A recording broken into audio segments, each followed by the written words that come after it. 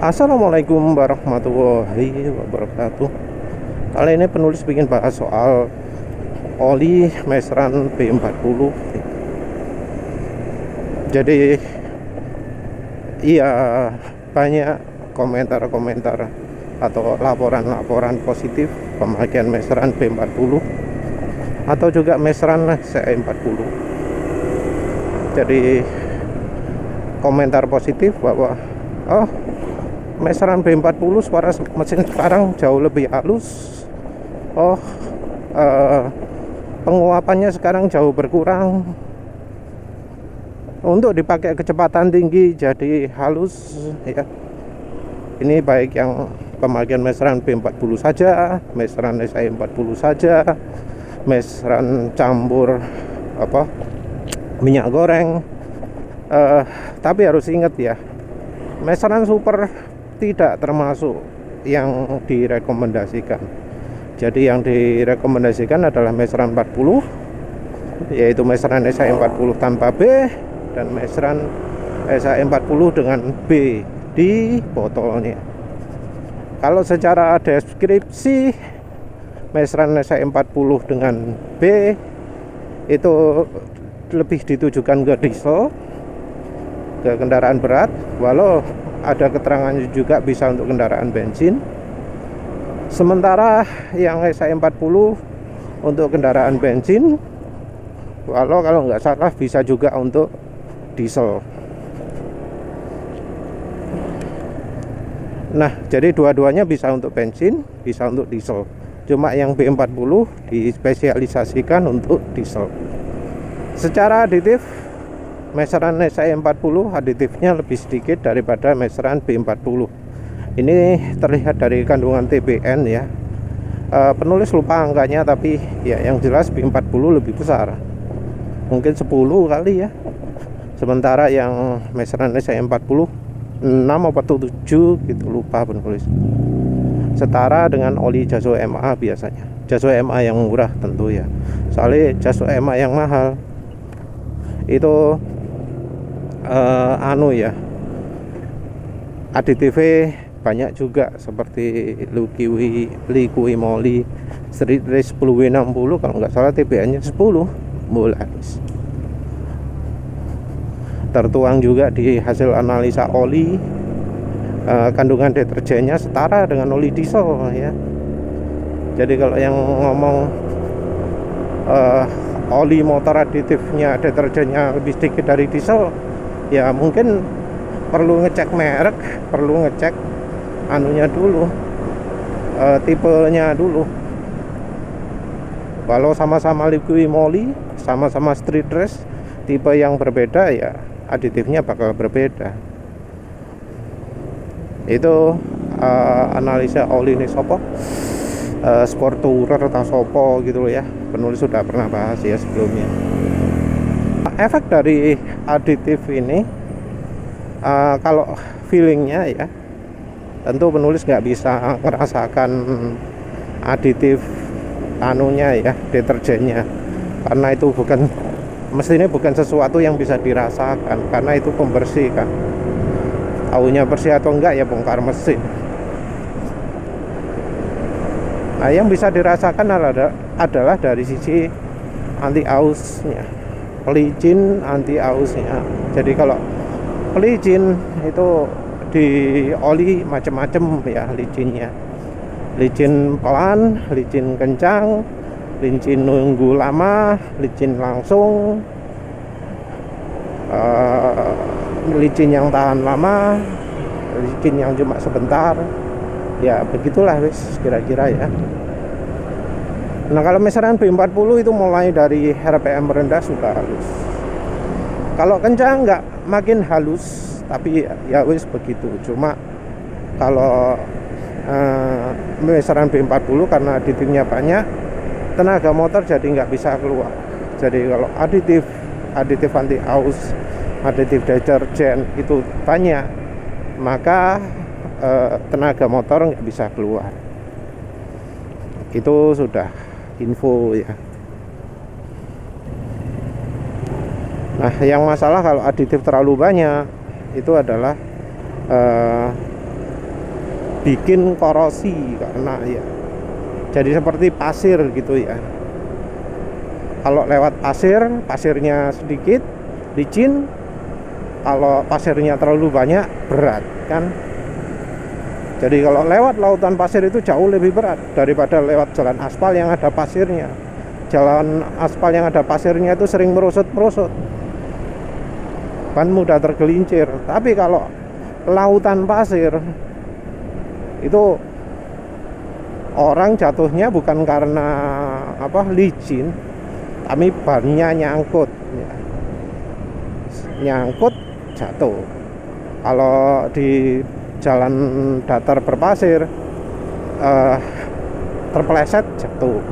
Jatuhnya karena hal yang berlawanan, makanya kayaknya seperti itu ya perkiraannya ZDDP itu. Nah, ternyata ada dua bro ya yang sharing informasi bahwa meseran B40 itu bisa bikin kampas kopling habis.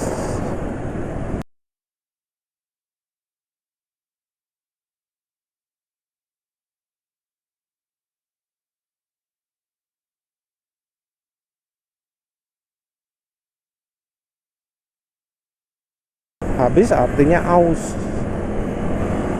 Ya penulis baru tahu dengar kasus ini karena sebelumnya nggak pernah ada cerita seperti itu ya. Jadi banyak mereka yang pakai meseran NSAE 40 masih merasa kurang sip. Jadi masih ada selipnya. Ya selip juga bisa meningkatkan pemakaian minyak goreng juga ya. Tapi ini kita ngomong yang full, pakai full meseran NSAE 40 tanpa campuran apa-apa. Jadi kalau meseran NSAE 40 memang sih lebih baik daripada yang merek-merek lain, daripada merek oli jas OMA apa ya, ada Castrol, ono Shell, ono embuh maneh Motul barangkali ada, lupa penulis karena testimoninya cukup banyak. Dan ya penulis sementara nggak koleksi testimoni karena testimoni itu biasanya isinya akeh, untuk mengkategorikan susah. Harusnya ono ya database testimoni ya, jadi orang biar bisa tahu testimoni untuk hal ini gitu ya. Harus buat database testimoni khusus. Jadi database testimoni yang bisa mempunyai banyak kategori. Jadi satu testimoni itu adalah testimoni untuk ini gitu ya. Nggak bisa pakai Excel ya. Bisa nggak itu? Tapi yang jelas ya, ada dua testimoni. Testimoni bahwa meseran B40 rusak, sementara itu sebelum-sebelumnya nggak ada yang mengeluh hal itu. Jadi pemakai sebelumnya itu ngomongnya meseran NSAE 40 itu sesekali ada selipnya, kalau pakai meseran B40 sama sekali nggak ada selipnya. Pemakainya kalau yang meseran B40 ada motor Honda CB, ada Fiction mungkin. Yang jelas kalau motor bebek banyak, motor bebek Vega, motor bebek Yamaha, motor Yamaha sekarang ini Vega ya, wis lali. Terus Supra, Revo, Shogun, Smash, bebek Kawasaki juga ada. Yang jelas testimoni sebelumnya tidak menyebutkan soal kampas kopling habis ya. Nah, yang mengeluh habis ada dua orang, sepertinya pemakaian jarak jauh ya. Ada yang ngomong bahwa itu karena cara pemakaian, tapi ya namanya cara pemakaian ya pasti ada saja yang orang yang melakukan hal yang sama kan. Jadi ya mungkin orangnya lebih kejam ke kopling, tapi ya kalau kita bisa kali lewat oli ya kita lakukan. Nah, artinya apa? Apapun kebiasaan orang ya, maka opsi yang lebih aman adalah meseran SE40 karena ya ditimnya lebih sedikit. Rusaknya kampas kopling nggak tahu ya, apakah reaksi kimia ataukah apakah reaksi dengan deterjennya, apakah reaksi dengan ya ZDDP nya misalnya, kita nggak tahu karena ya bahan spesifik dari oli meseran B40 kita nggak tahu. Entah apakah oli yang sama juga akan rusak dengan apa jenenge oli-oli diesel yang lain ya. Jadi meseran B40 kan masuk kategori oli diesel. Kita nggak tahu apakah kampas koplingnya bisa rusak dengan oli-oli diesel yang lain. Karena ya ada beberapa pabrikan yang kalau misal nggak nemu oli motor ya, oli motor yang ya jual, disuruh pakai oli diesel seperti dari misalnya Harley Davidson. Kalau Harley Davidson itu misal kita nggak nemu, wayai ganti oli tapi nggak nemu, boleh pakai oli diesel apa ya, CK apa CH Mbolas CH1 gitu. Jadi ya mungkin saja ya, yang namanya kopling itu tipenya macam-macam. Jadi kayak bro tangan besi atau Om Aksanaria ya. Kok bro karo Om jadikan satu. Tapi kalau bro tangan besi ini ngomongnya kampas kopling memang tipenya macam-macam ya. Mungkin sama seperti kalau kampas rem. Jadi dulu mungkin pakai asbes, terus kalau sekarang pakai organik. Jadi ada yang tipe racing, ada yang enggak. Nah, beda kampas kopling ini kompatibilitas terhadap minyak goreng atau oli mesin juga beda. Jadi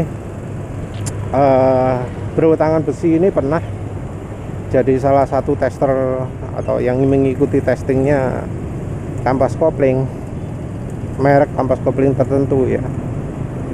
Nah, ini kampas koplingnya diujikan di mesin dyno di banyak kendaraan. Nah, dengan uji banyak kendaraan ini terus jadi tahu apakah kampas koplingnya bikin selip atau tidak. Minyak goreng itu tidak bikin selip kopling untuk yang modelnya kampas organik. Terus ada oli-oli juga yang diuji. Tapi memang ada beberapa kampas kopling bawaan motor yang jadi selip setelah pakai minyak goreng. Jadi rupanya ya cocok-cocokan. Minyak gorengnya lupa mereknya, mungkin kalau nggak salah Sabrina mungkin. Tapi ya yang jelas minyak goreng pun ada efeknya ke selip kopling. Jadi merek apa ya? Aduh, lupa wis. Ada satu merek ya yang dikeluhkan oleh bro, bukan merek rekomendasi. Itu menyebabkan selip kopling. Begitu pakai merek lain jadi nggak selip kopling. Jadi minyak goreng pun ya merek berbeda itu bisa mempengaruhi selip kopling. Terus kalau oli ya jelas ya, orang-orang yang nyoba juga sudah tahu antara merek satu dengan merek lain juga efeknya juga beda. Selip koplingnya si J. Jadi memang ya yang namanya cairan oli itu fungsinya banyak ya. Kita harus cari yang cocok untuk kita, harus cari yang pas untuk kita. Untuk sementara sayangnya pilihan oli mesin sedikit ya, nggak begitu banyak.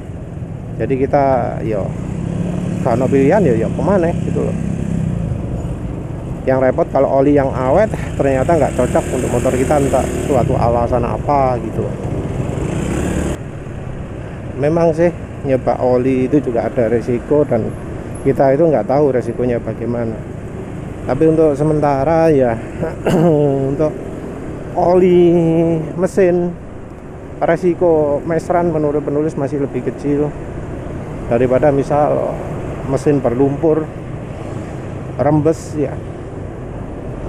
Rembesnya oli itu juga bisa mengakibatkan efek-efek yang lain. Kalau efek sederhana ya olinya netes, olinya berkurang, olinya habis. Efek lebih rumit lagi kalau rembesnya ke CVT, CVT-nya jadi berminyak semua, jadi licin, jadi bau oli, jadi bekerja nggak sempurna, jadi macet-macetan, beltnya selip. Yang lebih parah lagi kalau rembes kena bagian kelistrikan, terutama di motor matic, karena koilnya spool magneto, spoolnya alternatornya motor, bagian penghasil listriknya itu kan kering kalau di motor matic. Nah itu kalau kena oli jadi ada masalah, jadi bikin masalah. Kalau di motor Yamaha ya Yamaha Aerox pagar 12, kalau NMAX pagar 51 apa-apa bulali. Di motor Honda juga sama sih. Kalau di motor Honda seringnya di pompa kulan juga, jadi rembes itu akan mempengaruhi kulan. Jadi bisa kulannya itu masuk mesin atau sebaliknya olinya kena kulan. Cuma yang sering kulan masuk mesin sih ya, mungkin karena pompa kulan itu lebih besar. Tentu yang juga parah adalah ketika oli tidak bisa membuat perlindungan, ketika oli tidak bisa melindungi. Bisa karena aditifnya kurang, bisa karena olinya sudah terlalu encer. Yang sering terjadi adalah oli terlalu encer. Oli terlalu encer ya macam-macam. Oli yang dari awalnya encer, jadi pemilihan kekentalan awalnya salah ya, terlalu encer. Atau oli yang ketika dipakai jadi sangat encer, oli yang makin hari makin encer, oli yang rusak karena kena panas terus jadi encer. Jadi oli ketika terlalu encer maka nggak bisa melindungi mesin. Suara mesin kasar ketika pakai oli yang masih cukup layak encernya, itu beda dengan suara kasar ketika oli sudah tidak bisa melindungi mesin. Kalau dari pengalaman penulis, kasarnya beda. Kita ya bisa menilai dari licinnya ya. Jadi oli encer kan katanya licin, tapi belum tentu oli encer itu licin beneran. Kalau licin, maka cirinya engine brake dari motor matic itu ringan, dari motor laki itu ringan. Engine brake ringan, itu artinya tanda olinya licin. Ketika gas dilepas, RPM mesin nggak cepet turun, gitu karena mesin kan ada momentumnya ya. Ono berate, ono pemberate, ono apa jenenge? Magnetnya pun ada beratnya. Apa maneh? Jenenge opo sih? Pemberate di motor itu. Ono balancer, ono macam-macam. Kecuali kalau mesin balap ya, mesin balap itu semuanya harus dibuat ringan ya. Jadi gas dilepas langsung RPM-nya turun ya. Mesin juga nggak stabil karena ya balancernya pun ikut ke sasak, ikut keambil karena hilangkan. Tujuannya biar respon mesin ganas.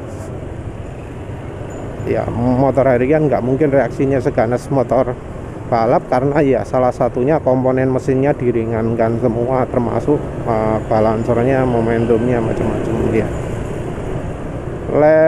Motor di mobil sih namanya flywheel, di motor apa ya jenenge lali. Tapi yang jelas ya, oli kalau misalnya licin itu ya pasti licin beneran. Ketika dilepas gas nggak langsung turun RPM-nya, ketika engine brake juga nggak terlalu mengerem gitu ya, licin. Nah, oli encer yang nggak licin, nah itu artinya olinya terlalu encer. Nah, terlalu encer ini juga kita nggak bisa pakai patokan yang sama. Beda motor, beda kebutuhan, beda pemakaian, beda kebutuhan. Yang terutama pemakaian sih, daerahnya juga. Jadi rumit kayak gitu karena ya oli itu keencerannya bisa berubah karena suhu, karena temperatur. Nah, yang mempengaruhi temperatur apa? Ya cara pakai, ya daerahnya. Orang yang kalau jalan motor bisa sampai RPM full terus ya, sampai limiter terus, ya mesinnya panas toh. Jauh lebih panas daripada mereka yang jalan kalem-kalem. Yang terjadi apa? Ya olinya jauh lebih encer. Seberapa encer? Kalau yang penulis lihat dari grafiknya Whitman.biz, itu beda 1 grade kalau beda 40 derajat. Piro 30 atau 40 bola habis. Jadi misalnya kalau suhu oli 60 derajat itu kekentalannya bisa turun 1 grade ya. Seakan-akan, karena ya grade itu rada rumit maneh ya. Jadi kekentalannya oli 20W50 di suhu 100 derajat itu kira-kira sama dengan oli 10W40 di suhu 60 derajat. Nggak salah kayak gitu ya, penulis sudah lupa. Atau lebih dekat lagi mungkin 20 derajat. Bola. Kalau 20 derajat ya lebih ekstrim lagi, kita harus perhatikan ya. Ini pengaruhnya apa? Ini artinya kalau misalnya pemakaian dekat-dekat 2 kilo, sekilo gitu, kita nggak akan pernah merasakan oli itu jadi sangat encer. Ya penulis sendiri kan menilai kekentalan oli juga sekarang menilainya setelah 2 kilo baru menilai olinya termasuk kental atau encer. Karena setelah 2 kilo itu akan berubah kemampuan olinya. Yang bikin rumit lagi adalah karena kekentalan oli itu nggak sesuai dengan bungkusnya. Kadang ada yang olinya 20W50 di bungkusnya tapi aslinya 10W40, dan juga bisa terjadi sebaliknya. Dan oli itu ketahanan kekentalannya juga sangat bervariasi. Ada oli yang sama-sama 20W50 nya, sama-sama sesuai dengan bungkus, tapi ketika dipakai udah beda jauh. Ada yang dipakai setelah 2 kilo turun drastis, ada yang setelah 2 kilo tetap. Nah, yang dicari ya tentu oli yang kekentalannya tetap, oli yang ya biasanya masuk kategori full sintetik. Tapi anehnya oli meseran SA40 walau bukan full sintetik, kekentalannya stabil. Wis entah kenapa kok jadi sama oli PAU. Suatu hal yang unik ya meseran SA40 ini, karena penulis nggak pernah menjumpai oli lain, oli kategori mineral yang lain yang kekentalannya bisa sama stabilnya dengan meseran SA40. Ini termasuk dari sesama produknya Pertamina. Jadi Mediterranean S SA40 nggak kayak meseran SA40. Bahkan meseran B40 itu nggak kayak meseran SA40. Apa maneh? Ya wis, untuk soal kelemahan kampas kopling itu ya jadi perhatian aja ya. Meseran B40 resiko bikin rontok kampas kopling, tapi tidak berlaku untuk semua motor. Untuk sementara motornya motor apa ya, nantilah penulis bagikan ya. Mestinya sudah penulis cantumkan tadi lah, penulis lupa motornya apa. Ya wis lah, itu saja. Jadi semoga bisa jadi pelajaran. Terima kasih sudah menonton. Assalamualaikum warahmatullahi wabarakatuh.